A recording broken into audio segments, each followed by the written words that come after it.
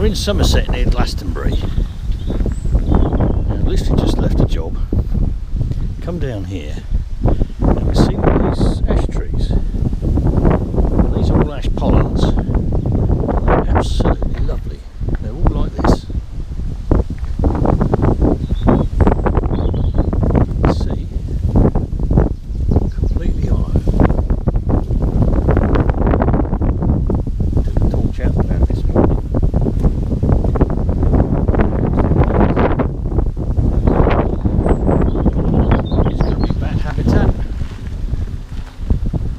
Beautiful. And you can see another one over there. And there may be another one there. Another one there. That one I think is an oak. Might or might not be. You can't see this time of year. This will be another one. There's another one on the corner which has been redone, repollarded fairly recently. We'll go and have a look at that. So you've got this little short bolling. This could almost be a coppard because it's low, and you can just see the bolling coming up here and the swell of the branches. Same with this one here. And you can see the diameter of the stems on this one, much smaller than that one. Someone's been redoing these fairly recently. But that's just lovely. And that's big. There's quite a spread on that. Quite a wide bolling, and then a spread here. The ivy is no problem to it at all with a canopy like this. Of course, to recut it, you'd have to take the ivy off at the same time. Then it would regrow, put its canopy over the top of the ivy again, and the ivy would have to regrow. Another one here, big white beggar. This is a big white hedge too, so even these hawthorns might be quite old.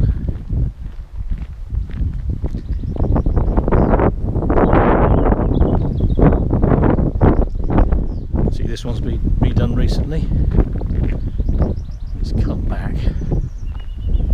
Another one here, another one here, another one over there, another one over there.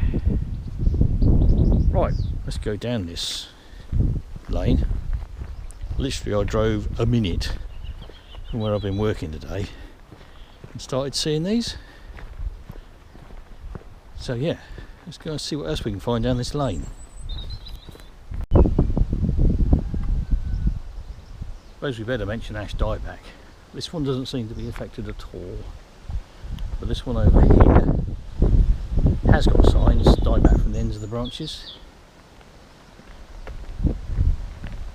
This other one here has got a few signs of dieback. And I suspect that's another one over there, and there'll be more tucked away in these hedges around here. And these are all ancient trees, all veteran trees with significant veteran characteristics. So if we look at the bolling on this, with its please don't run into me on the tree. There's a fungus there, fruiting body. Possibly it's cactus growth. It's taken this in. Anyway, these have all got veteran characteristics. Now this is a big tree, older than you would suspect, literally from the girth of the tree. Because every time it's cut, recut, it's been recut loads and loads of times. It has to retrench and reorganise itself and put on new growth. You can see this pollard ash. It's been recut and it's growing very, very nicely. If it was me, I'd have taken it further down, because each of those stubs, well, it is a stub, ideally should take it down to the bolling. There's nowhere to park up just here. These are all younger trees. And that one's a younger tree, not a pollard. But we might find some more, you never know. But in this area of Somerset, we're fairly near wells here. There is still an extant tradition of pollarding. Right, let's have a quick wander around, see if we can walk back to that freshly pollarding. Probably worth pointing out that all the watercourses around here, we've just been working on one, are really deep. So these are all artificial, at least partially. We're on the Somerset levels here, and under these hills the land is very flat, and once upon a time would have been low-lying and would have been marsh, possibly swamp.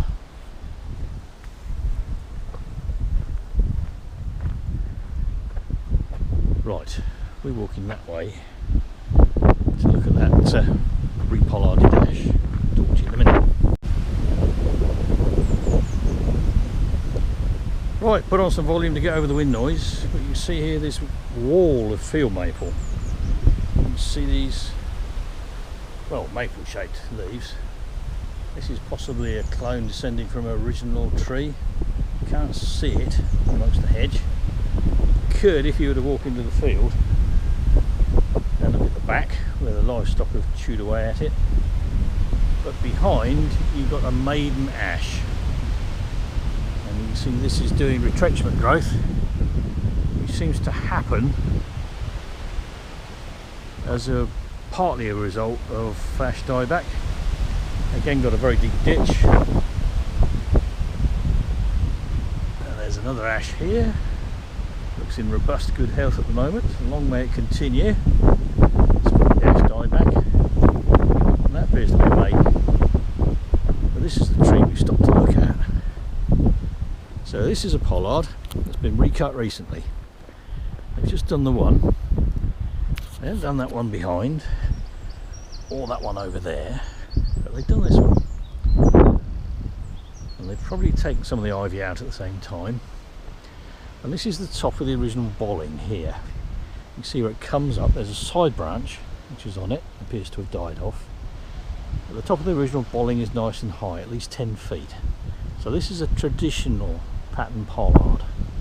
And you can see where all the branches grow from it. The ivy is obscuring the multiple branch scars, wound scars from previous pollardings. They've recut it, leaving this stub. I don't think that's a very good idea. I think it should have been cut back to the bolling and encouraged to resprout from there, because you can see that the regrowth has happened at the top of these stubs. And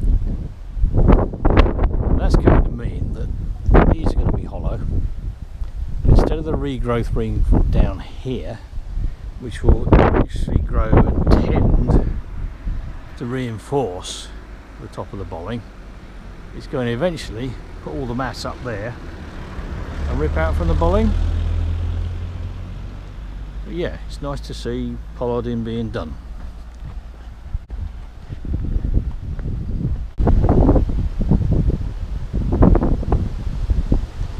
Right, here's another old tree. It's mostly hiding in plain sight.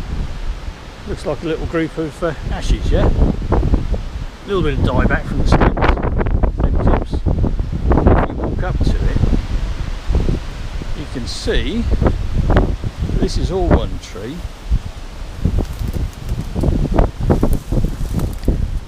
And look at the girth on that. That's 3.5, 4 foot across, never mind round. See if we can get a little bit closer without getting stung to death. And it's on the side of this deep ditch. On the map, a lot of the ditches around here, these deep ditches, are labelled rinds, which are deliberate drainage ditches. You can see how big the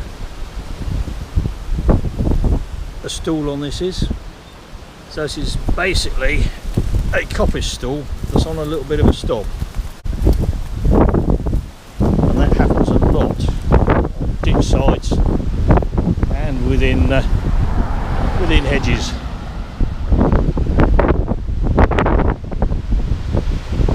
Do you see it now? And there are a lot of trees in this landscape which are much older trees than they originally appear.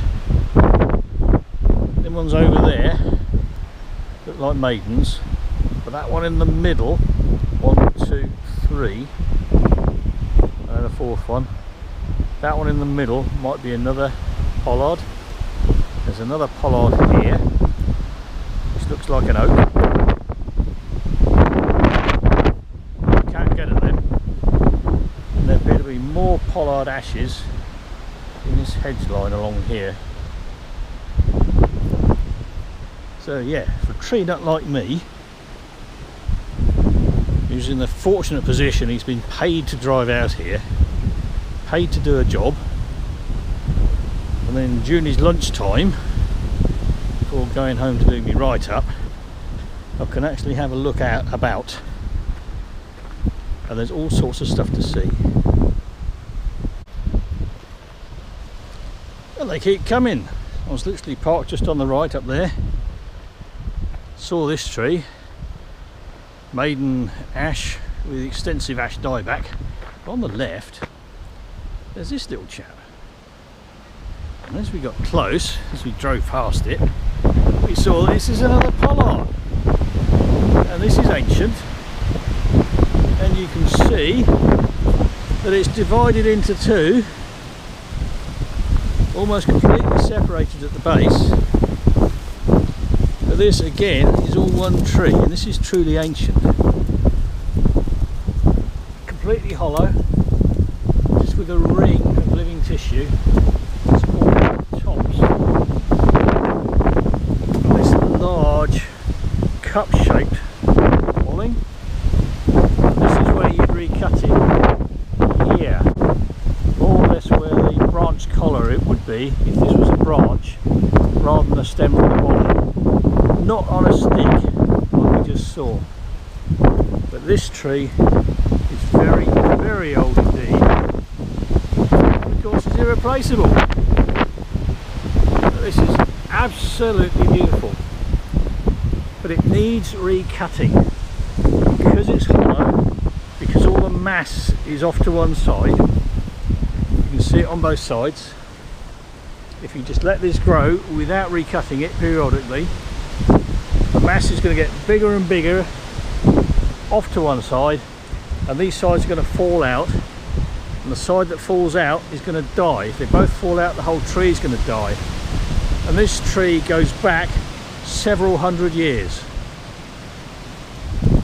and this must be the remnant.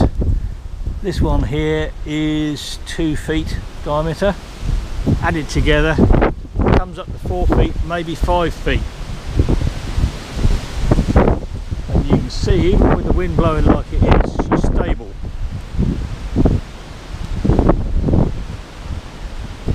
So even if it's hollow like this, it doesn't mean that it's dangerous. But I'll say again, it needs recutting, and recutting fairly regularly. Right, let's try and find somewhere else. I suspect this tree up on the right is also going to be a pollard. Over on the left, if I lift you up, that's the one we just saw from the gateway. Sorry, you're probably wobbly up there.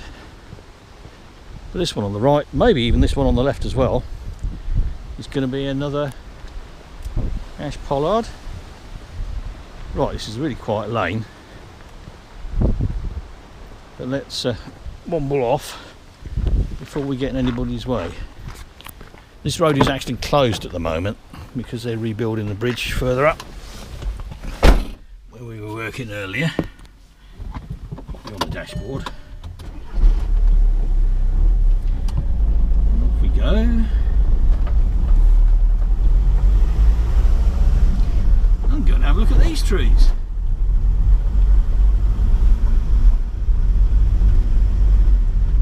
The one on the right is probably a maiden. This one here is another pollard recut fairly recently. That one on the left is another pollard.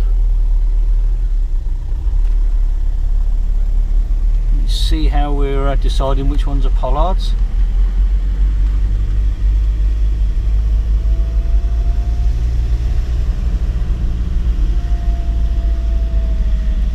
So some lovely trees in this area.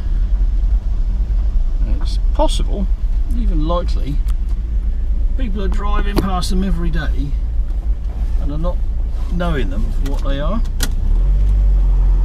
which I think is kind of a shame, which is why I post stuff on YouTube, which I haven't been doing very much recently because I've been busy doing other things.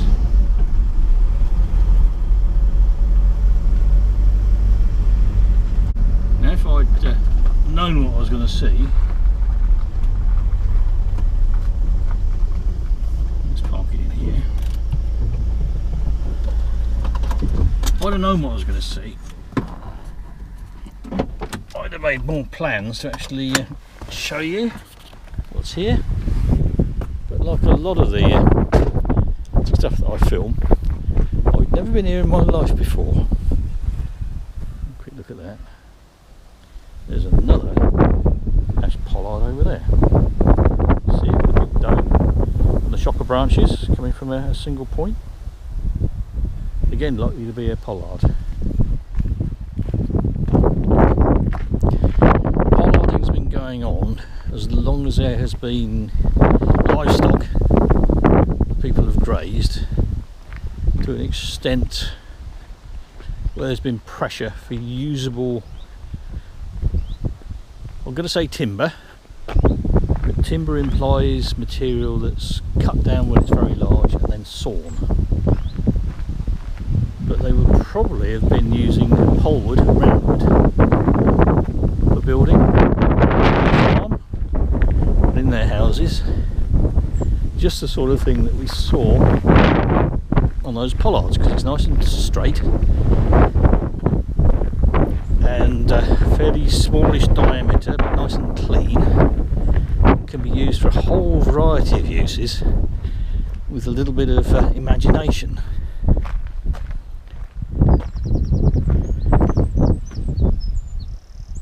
Right, let's go on a bit further and see what else we can see.